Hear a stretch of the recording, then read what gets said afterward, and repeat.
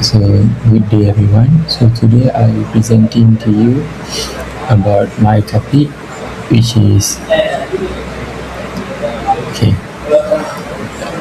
about groundwater characterization using seismic reflection methods in Felda Leka Utara Pahang. So moving on, my name is Praveen, and this study is about to investigate how seismic reflection techniques can be used to identify underground geological formations, map aquifer systems, and improve groundwater exploration. The project combines hydrogeological knowledge with geophysical methods to provide a more effective approach to groundwater resource management. So moving on. The background of my study. So groundwater is one of the world's most important freshwater resources, especially in areas where rivers and lakes cannot provide enough water. It is stored underground in geological formations called aquifers. The movement and storage of groundwater depend on properties such as porosity, permeability, and hydraulic conductivity. Aquifers can be either unconfined, where water infiltrates directly from the surface, or confined, where impermeable layers trap groundwater under pressure. However, locating groundwater is challenging because underground formations are complex. Traditional drilling methods are expensive and only provide information at specific locations. Therefore, geophysical techniques such as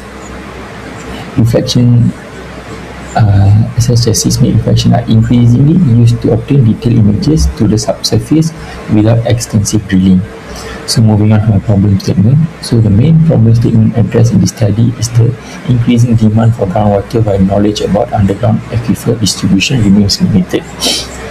So without understanding faults and fractures, groundwater extraction may become inefficient and unstable. Therefore, this research evaluates whether seismic methods can effectively identify aquifers and geological structures that control groundwater occurrence. So moving on to my objectives and my scope of study. So I would like to make it in a short form. So the objective, we have five main objectives. First is to characterize subsurface geological formation, to delineate groundwater bearing aquifers, to analyze the influence of faults and fractures, to evaluate seismic reflection as a groundwater exploration tool, and to support sustainable groundwater management. So the scope focuses on Felda Leka Utara Pahang, while seismic reflection data are interpreted alongside hydrogeological concepts such as aquifers, porosity, permeability, and structural geology. So moving on to the scope of my study, I would like to move on to the following, which is my literature review. Okay. So moving on to my literature review, as you can see, previous studies have shown that seismic reflection provides high-resolution images of underground structures, including fault, fractures, and stratigraphic layers. So groundwater conditions are closely related to geological structures because fractures often increase permeability and create pathways for water flow. So the literature also explains that tectonic activities create faults and fractures, which improve groundwater storage by increasing secondary porosity. Therefore, integrating seismic reflection with hydrogeology provides valuable insights for groundwater exploration and hazard management. Besides that, tectonic plate relationship also plays an important role, as you can see, because more tectonic, so when there's impact or movement in tectonic, it turns out to affect our seismic data as well. So moving on, 2.6 and 2.7 is more advanced, which I feel like it doesn't need any explanation. It's more to reading.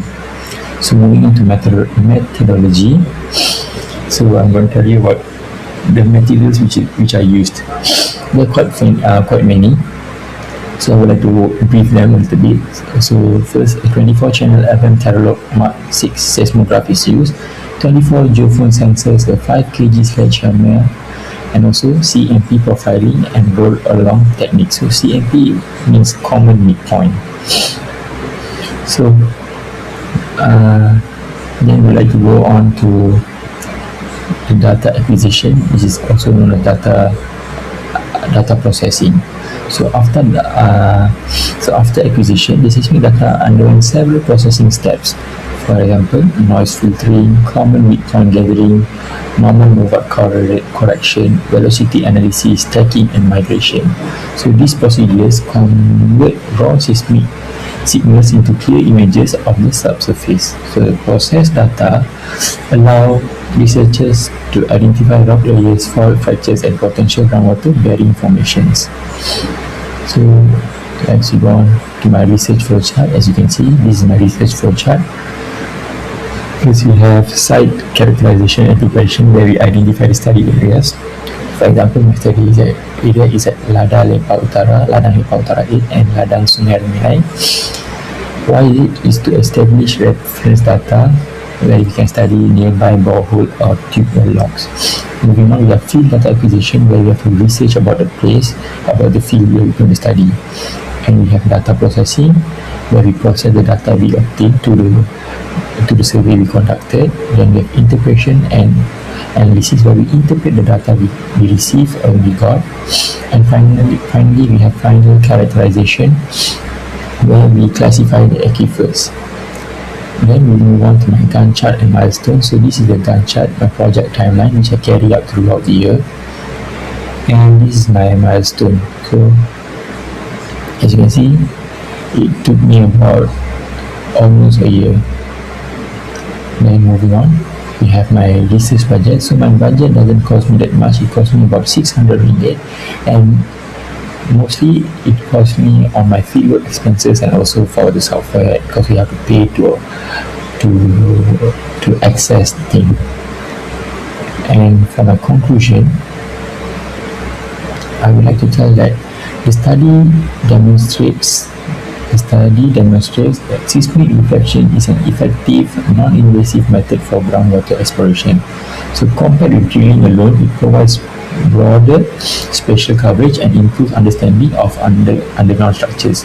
So by integrating seismic interpretation with borehole information, the research successfully identified aquifer systems and groundwater-rich fractured zones.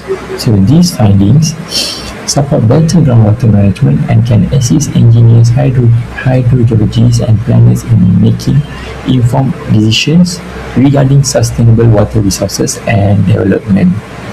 So moving on, I would like to show you a few of my references which I have gone through, and they helped me a lot in conducting this survey. So I guess that's all from me. Thank you.